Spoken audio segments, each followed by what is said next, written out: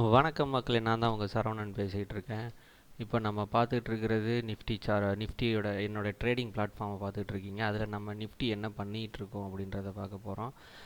நம்ம கடந்த 3 நாட்களாக எந்த பதிவும் போடலை. ஏன் அப்படின்னா என்னோடய உடல்நிலையின் காரணமாகவும், இன்னொன்று நான் எந்த பொசிஷனையும் எடுக்கலை, கேரி ஃபார்வர்டு தான் பண்ணிகிட்டு இருந்தேன்.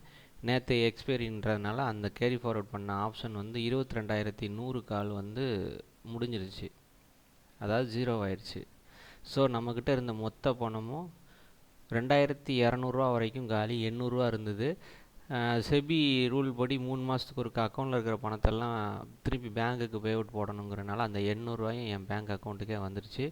ஸோ நான் என்ன பண்ணேன்னா, திருப்பி மறுபடியும் நியூ ஜேர்னி ஆரம்பிப்போம். ஆப்ஷனில் அவுட் ஆஃப் த மணி எடுத்திருக்கோம், ஆனால் லாஸ் ஆகிருக்கு. ஸோ அதே அவுட் ஆஃப் த மணி எடுத்து என்ன பண்ணலாம் அப்படின்றதுக்காக இன்னொரு ஜேர்னி எடுக்கணுன்றதுக்காக ஒரு 4,500 மறுபடியும் உள்ளே ஆட் பண்ணியிருக்கிறேன். இதுதான் டேஷ்போர்டு.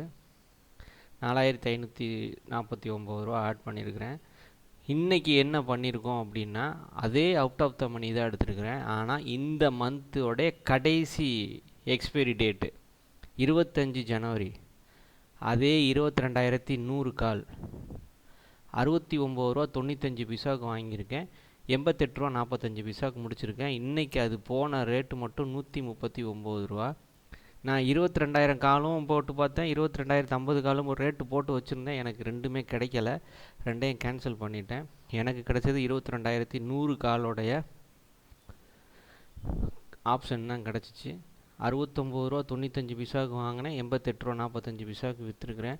என்னோடய பொசிஷனில் இன்றைக்கி இன்ட்ராடேலே முடிச்சிட்டேன். 925 லாபம்.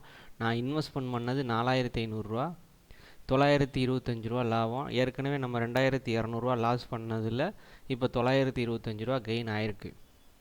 சரிங்களா? இனிமேல் நம்ம எப்படிப்பட்ட ஆப்ஷனை எடுக்கலாம் அப்படின்னா, அவுட் ஆஃப் த மணி எடுத்தாலும் தப்பு இல்லை, ஆனால் அந்த வீக்கில் உள்ளதை எடுக்க வேண்டாம். அந்த மந்த் எண்டில் உள்ள ஆப்ஷனை அவுட் ஆஃப் த மணி எதுவோ அதை பார்த்து எடுத்து நம்ம ட்ரேட் பண்ணுவோம். சரிங்களா? இப்போ அடுத்த இதுக்கு வருவோம். க்ரூட் ஆயில் நம்ம அடுத்தடுத்து பார்த்துக்கிட்டே இருக்கோம். க்ரூட் ஆயில் இன்றைக்கி தான் அந்த ரேஞ்சை உடச்சிருக்கு. 6,165 உடச்சிட்டு 6,240 போயிட்டு திருப்பி மறுபடியும் கீழே வந்திருக்கு. ஸோ நம்மளுக்கு இந்த இடத்துல பையிங் ரேஞ்ச் நம்ம 6,165க்கு பை பண்ணலாம்.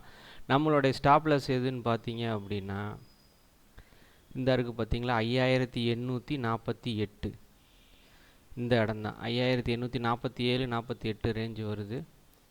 அக்யூரேட்டாக வைக்கணும் அப்படின்னா 5,848 இதுதான் நம்மளுடைய ஸ்டாப்லாஸ். ஸோ நான் டெக்னிக்கல் அனாலிசிஸ்ட்டு கிடையாது, செபி ரிஜிஸ்டர் டெக்னிக்கல் அனாலிசிஸ்ட் கிடையாது.